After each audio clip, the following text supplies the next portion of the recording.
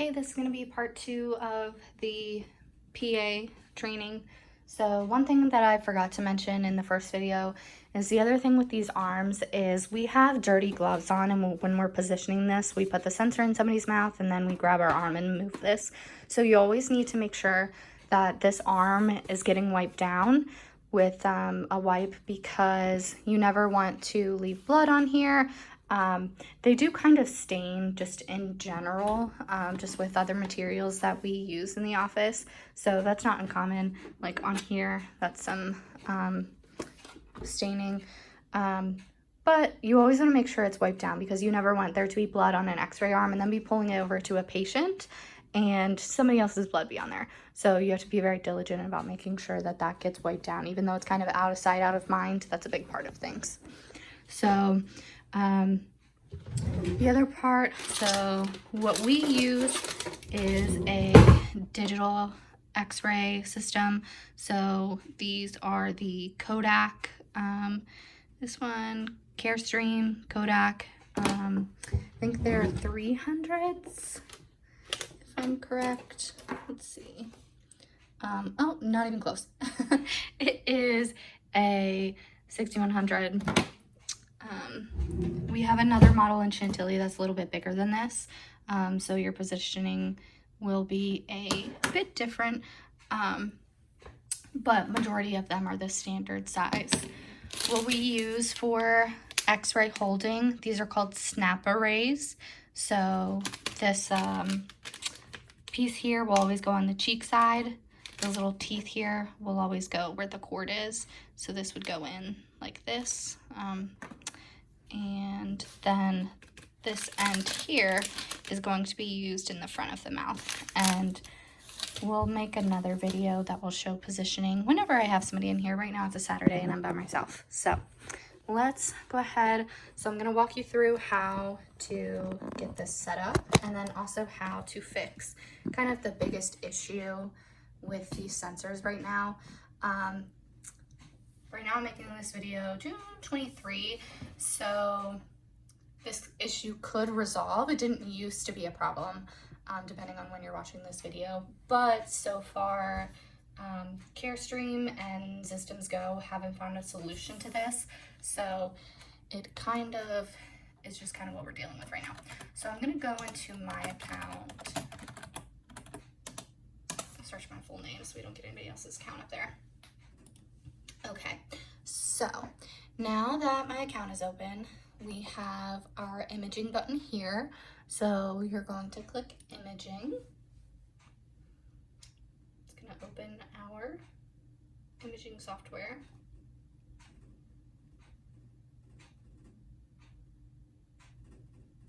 Okay, so now that this is open, we can see all of our little tabs here.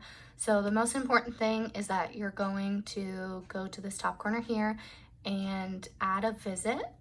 So we get this pop-up window. So type of visit, so extraction, surgery, implant post-op, implant removal.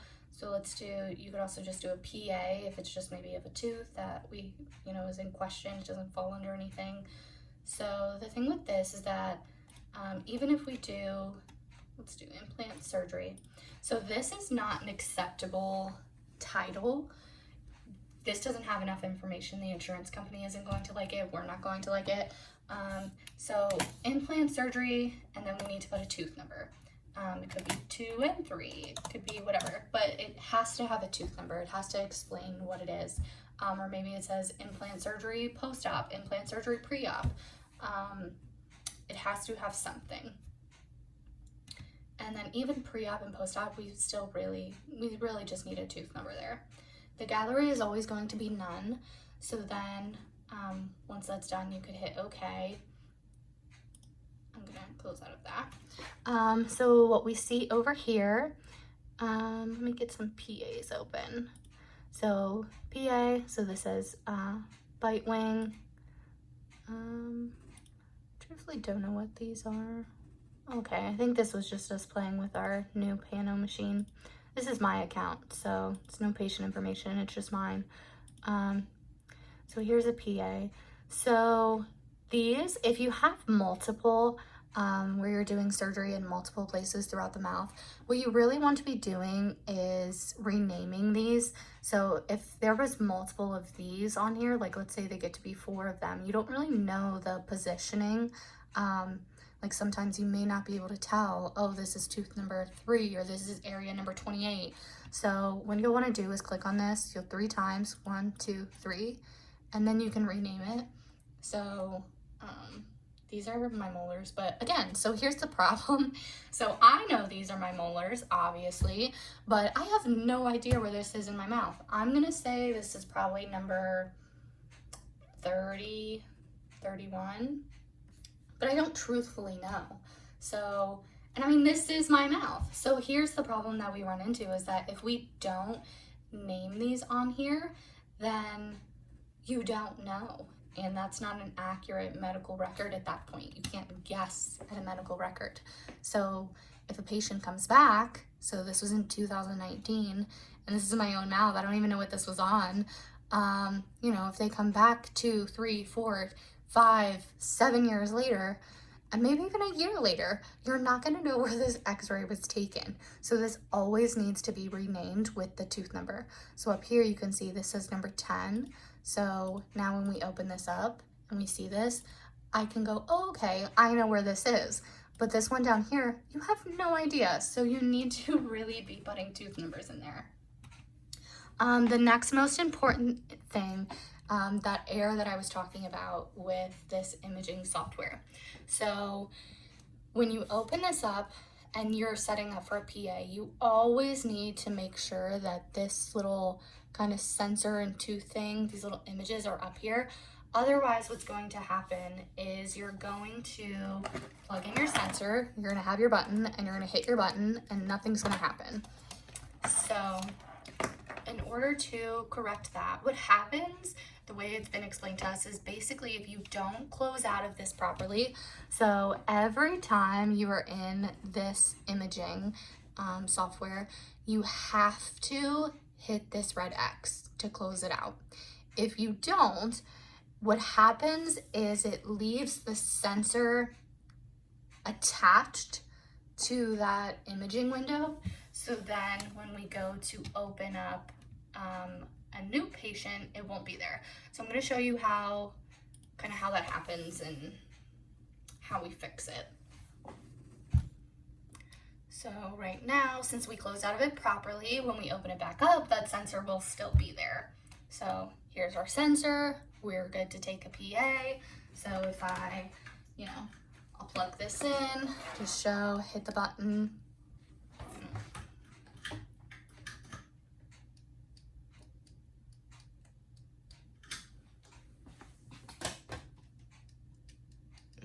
Well, maybe not. This one doesn't want to work. Let's try the other sensor.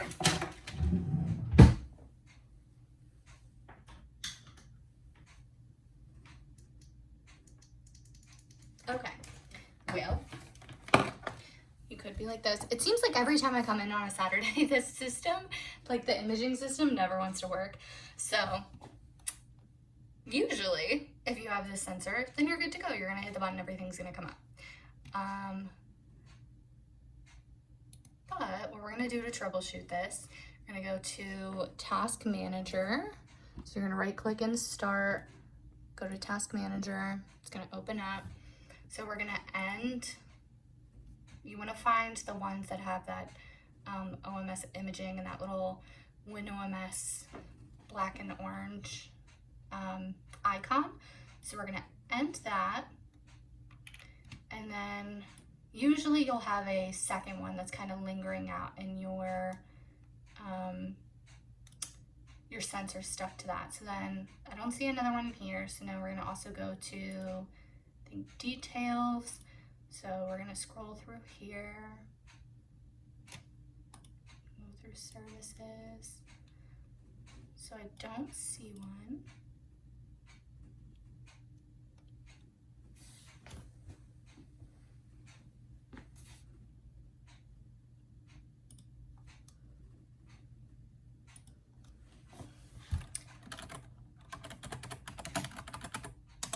So usually you look for that that second one to close out of. So I'm gonna open this again and try it again. And then this is kind of a real-time troubleshooting. Like I said, every time I come in on Saturdays, this is just not my friend. All right, so we have our sensor plugged in. So see, if you don't get that window, then usually if you close it out and X out of the patient, reopen it and get that imaging software open back up, that will solve your problem. So if that didn't work, what I would do at that point is restart my computer so that then there could have just been a connection error when opening the computer. Sometimes if the software has been open too long, it may not attach. So you want to close out of the patient. If that didn't work, I could have completely closed out of WinOMS and opened it back up and tried again before restarting the computer. And if that doesn't work, you'll restart your computer. So what I did was X out, because when I was first pushing that button, I was looking for that. I was looking for this. That didn't pop up. So that told me, okay, something's going on here. So if you have this sensor, then 9 times out of 10, like that case was just a super weird one. Like I said, I think it's just because I'm here on a Saturday and it seems like this stuff never works on a Saturday. But 9 times out of 10, if you have this, sensor icon up here, when you hit this button, it's going to work. So I'll show you what's going to happen. So like I said earlier, we need to hit this X button.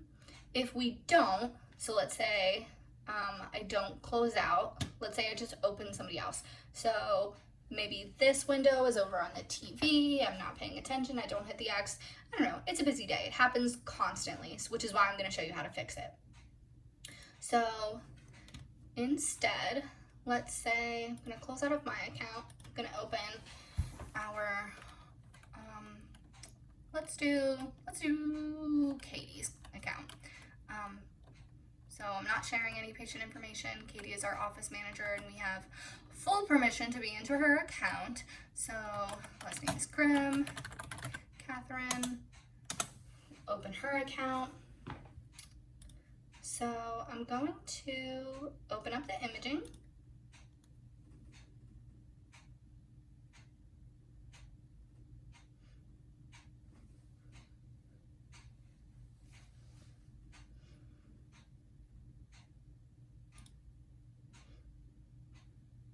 Sometimes you'll get like little error messages that just pop up. You can just hit OK.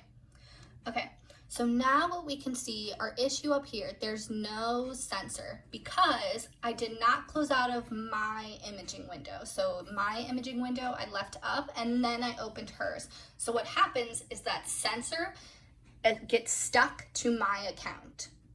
Don't know why. There's literally no way to recover it. You can't go back to my account and close mine out properly and it reappear. It just doesn't work that way. So I'll hit this button. Nothing comes up. So the way to solve that is you're gonna go to the start window, right click, task manager, and then we're going to, there should be 2 that you close out of. So here's one. This is gonna be Katie's. We're gonna end that task. And then we're gonna look through and try to find another. Usually they're kind of hanging out where these like little green boxes are. So I don't see it in there. We'll go to details. And this is where we're gonna find it. So see that icon, it says PW image, whatever. We're gonna end task. And then do you want to end process? All right, so we've ended that. Now I can open the imaging back up and now we'll have our sensor.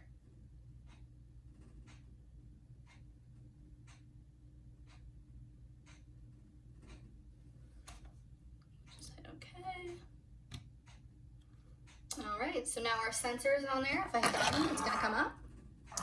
So that is how you get your sensor back.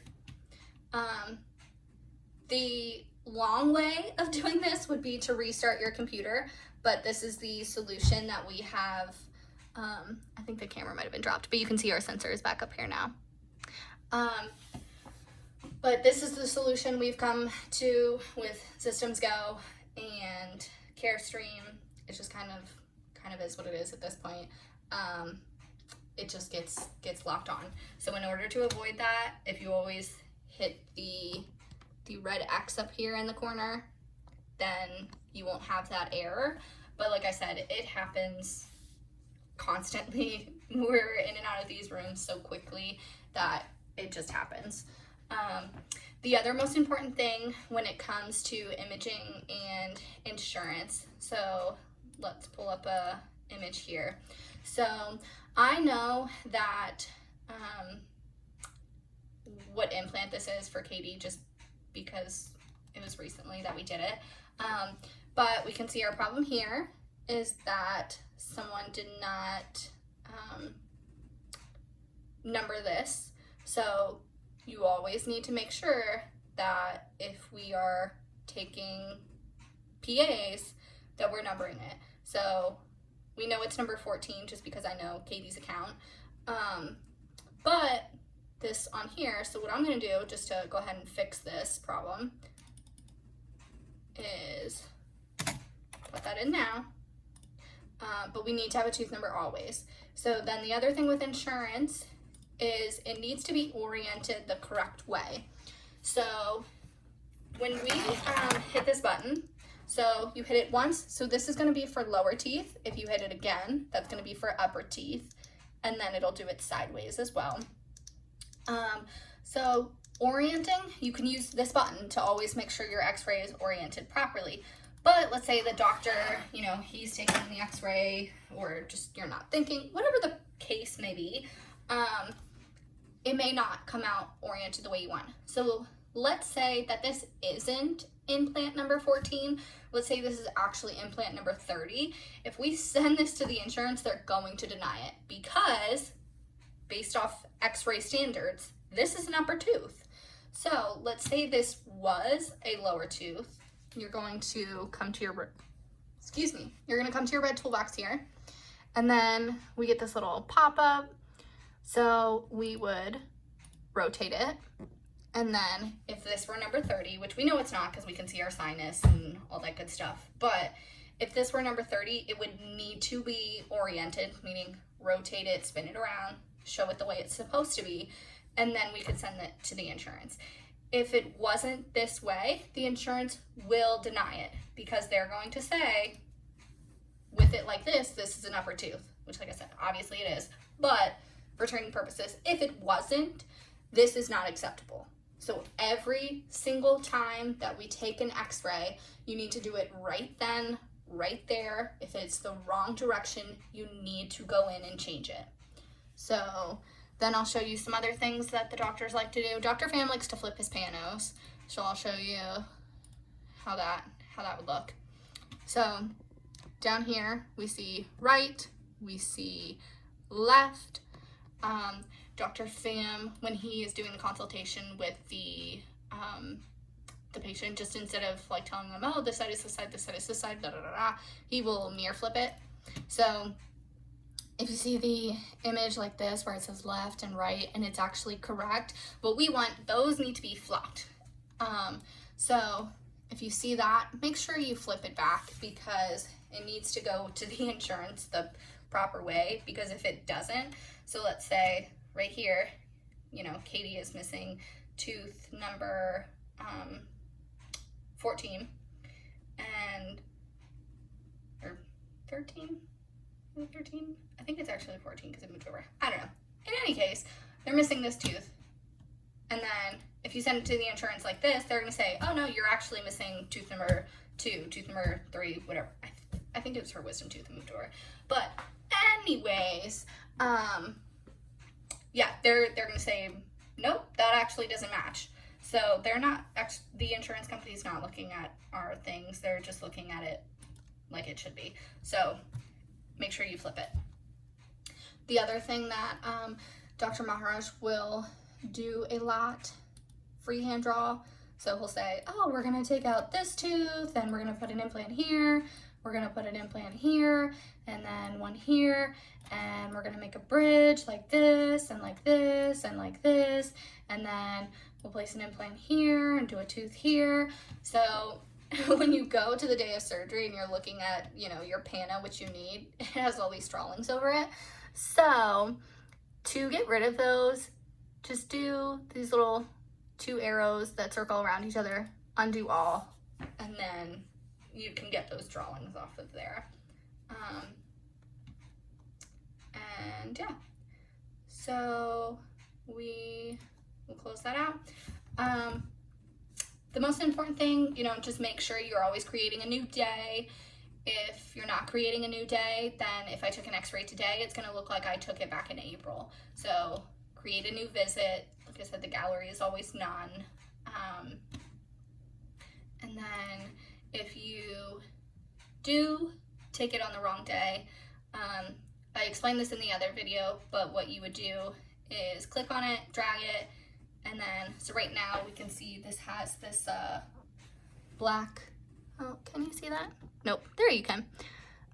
So that has that black, like, no sign around it. It needs to have a plus. So you'll hover over the date.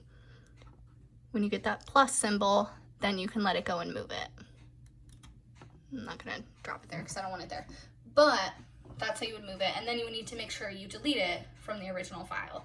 And the other video we explained how that kind of goes, but right click, delete, says, are you, this will delete this pan, are you sure you want to do this?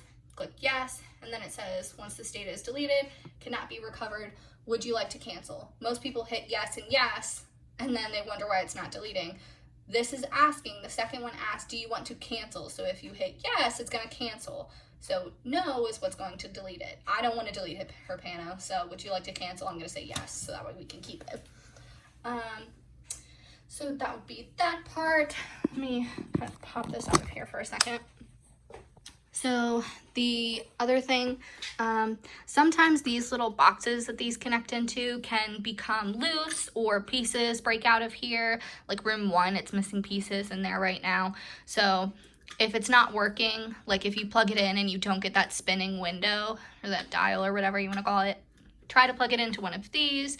And then if this doesn't work, try to come over and just come directly to your computer and plug it in, because it could be a connection error with this, which then if it does work, you know, that's a problem that you can solve later. But usually if you need to take an x-ray, you want to take it right now. So find a port that'll work and then deal with the problem later. It could be an issue of, you know, a cord has come loose, you need to restart the computer, or maybe the box has just gone bad and it no longer works. Could be a multitude of things, which usually it's something most of us nowadays are fairly young and can troubleshoot a USB issue. Don't ask Katie or Susie because they will not be able to. But usually we can. If not, you can call Systems Go if it's a major issue that you really can't figure out. Like, I called Systems Go to help me hook up my printer. I thought, oh, I'm just going to hook it up and it's going to work. It was not that simple. So Systems Go is our go-to for anything digital, electronic. Really, Carestream is who we are going to call for imaging issues. But really, majority of the time, speaking from experience, they don't help me. So I always call Systems Go and they will fix it. Or I'll send them an email and get like a ticket started. But they're usually who fixes all my problems. Carestream is my absolute last resort. I hate calling them. It just is what it is. So yeah, usually call Systems Go. Like I said, these are, you know, our things. Usually, another thing that can happen is sometimes just over the years, these buttons kind of stop working, or this little seam here starts to come apart. So there is a company who I found who will repair these. At this point, to buy new ones, I think buying new ones is, I want to say it's like $4 or $5 grand. And the company I found, they don't offer like a warranty. I think it's like a 30-day kind of guarantee. So if something happens within those 30 days, they'll fix it. But I think the repair was like $1,200. So it was way better than buying a new one. Like we repaired, it's this one.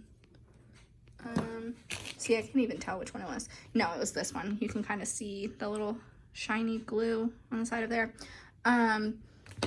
We repaired this one at this point, I think 2 years ago. I'd say at least 2 years ago. and it's still, I mean, it's still working great. So way better than spending like $4 or $5 grand on a brand new one that we really, you know, don't need. So yeah, I think that is just about it for our PA training.